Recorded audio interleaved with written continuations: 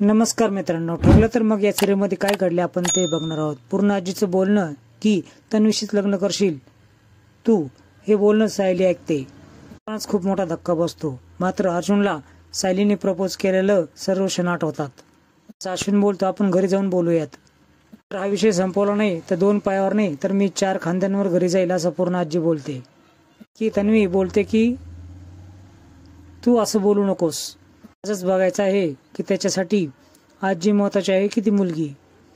काही उत्तर देत नाही असं म्हटल्यावर पूर्ण आजीचा बीपी अजून खराब होतो, तब्येत खराब होते। मी अर्जुनला कल्पना सुचवते, थोडं जरी आजीच्या बाजूने बोलला तर तिला बरं वाटेल। तन्वी अर्जुनचा हात आजीच्या हातामध्ये देते आणि वचन दिलं असं बोलते। मात्र काहीच केलेलं नसतं, सर्व कारस्थान हे तन्वीचं असतं। सर्वजणांना आनंद होतो। मात्र कपाळावर हात चैतन्य मारून घेतो आणि दरवाजाकडे बघतो तर तिथे सायली असते। हा काय करून बसला आहे वेगळंच, असं तो विचार करतो। सायलीच्या पायाखालची जमीनच निघून गेलेली असते। ती रडू लागते। तिला चालता देखील धडाच येत नसतो। तिला अर्जुनने प्रपोज केलेले क्षण आठवतात। खूप आनंदात असतं, मात्र अर्जुन मात्र रडत असतो। बाहेरच्या दिशेने सायली निघायला लागते। त्याच वेळेस प्रतिमा समोरून येते। अचानकपणे तिला प्रतिमाला बघून गळ्यात पडावंच वाटतं। ती गळ्यात पडून खूप रडते। मी आणि अर्जुन सर कधीच एकत्र येऊ शकणार नाही, सगळं संपलं आहे असं आत्या ती बोलते। घरच्यांनी जे ठरवलं आहे ते तुला कळायला वाटतं। प्रतिमा बोलते की माझ्या हातात काय असतं तर मी करू शकलं असतं।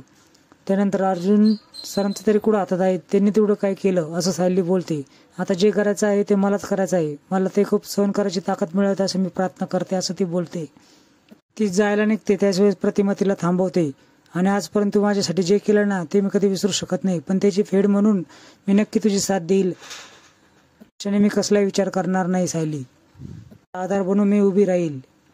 मला माहिती आहे प्रतिमा आत्या, तुम्ही माझ्यावर मुलीसारखं प्रेम केलं आणि मुलीची साथ आई कधीच सोडत नाही।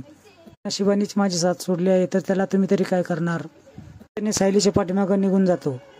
रडू लागते कारण तिला अर्जुनने दिलेला पूर्णाईची हातामध्ये हात आठवत असतो। मी अर्जुनचा हात हातामध्ये घेते। मला वाटलं होतं तू सगळ्यांचा विचार करूनच सगळं वागशील। अश्विन आजीला विचारतो की कसं वाटतंय, बरं वाटतंय ना? हो बरं वाटतंय असं ती बोलते। प्रतिमा येऊन विचार करते की पूर्णाची तब्येत आता बरी वाटते, आता मी हे लग्न थांबवू का, म्हणजे अर्जुनला देखील बरं वाटेल। अस्मिता बोलते की प्रतिमा आत्या आली आहे। सर्वजण तिच्याकडे बघतात आणि अर्धे लोकेश बाई इथं कशाला आली, तिला कळालंच वाटतं इकडं पूर्ण आजीला ऍडमिट केलं वाटतं। कसं काय कळालं ती विचार करते। वाटतंय का असं ते आजीला विचारल्यानंतर मला तुमच्याशी काय बोलायचं आहे असं ती बोलते। तन्वी प्रतिमाला बोलते की अर्जुनने स्वतःहून लग्नासाठी परमिशन दिली आहे। प्रतिमा हो का अर्जुन असं विचारते। त्यानंतर अर्जुन हो बोलतो।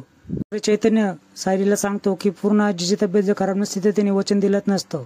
सायली बोलते तुम्ही घेतला तो निर्णय बरोबर आहे असं अर्जुन सरांना सांगा, कारण पूर्ण आजी तब्येतीच्या पलीकडे कोणतंच महत्वाचं काम नाहीये। सायली वहिनी असं बोलतो, ती फक्त सायली आहे असं ती बोलते। नंतर सायली जड पावणे निघून जाते। मित्रांनो, पुढील भागामध्ये तुम्ही बघणार आहात की सायली कुसुमला हॉस्पिटलमध्ये जे घडलं ते सर्व काही सांगते। आजीच्या शब्दाखातर तो प्रियाशी लग्न करणार की काय, ही तर शिक्षा झाली त्याच्यासाठी। प्रियासारखी मुलगी त्या घराचं वाटोळं करेल असं सायली बोलते, पण मी ते होऊ देणार नाही। तर बघ मी लग्न करणार माझ्याच नवऱ्याशी। तर अशा नवीन अपडेट्स बघण्यासाठी चॅनल सबस्क्राईब करा आणि पुढे काय होईल याची उत्सुकता जर असेल तर या चॅनलशी